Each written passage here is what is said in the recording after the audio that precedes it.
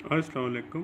देखें, आज का जो टॉपिक है वो ये है कि अगर कोई शख्स किसी औरत की जो है वो गुत्त जिसको कहते हैं चोटी वो काट दे तो उसकी क्या सज़ा है।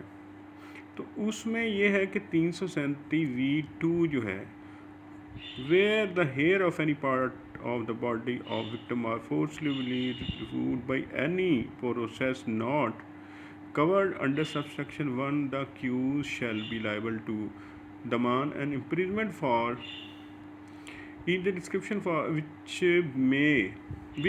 may extend to 1 year। तो इसमें है कि जो भी ऐसा कोई किसी विक्टिम की अगर कोई बंदा ज़बरदस्ती बाल रिमूव करे लेकिन उसका केस A1 में नहीं आता तो उसमें दमान और 1 ईयर पनिशमेंट है। अब ए जो है वो ये है कि तमाम अगर सर के तमाम बाल जो है काट दिए जाएँ, ठीक है। उसके बाद है दाढ़ी है, मूछें हैं, उसके बाद आईब्रो है, आई लैशेस है, और any part of the body shall be liable to urge equal to tayyat and may also be punished with imprisonment either disciplinary matter which may extend to 3 year as तज़ीर।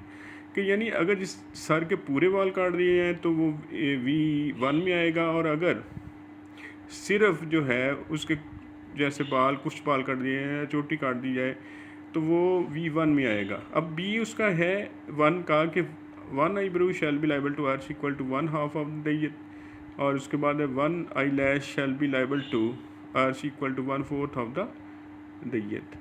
अब topic पर आते हैं दोबारा कि अगर कोई शख्स की चोटी जिसको पंजाबी में गुत्त कहते हैं काट दे तो उसकी सज़ा 1 साल है। अब देखिए कि अगर आप जाएंगे ना स्केजुअल में जाएंगे सेकंड में कि यहाँ पर ये इसके बारे में ये कहा जाए कि ये बेलेबल है तो या नॉन बेलेबल है, तो वहाँ पर आपको ये मेंशन नहीं देखा जा सकता।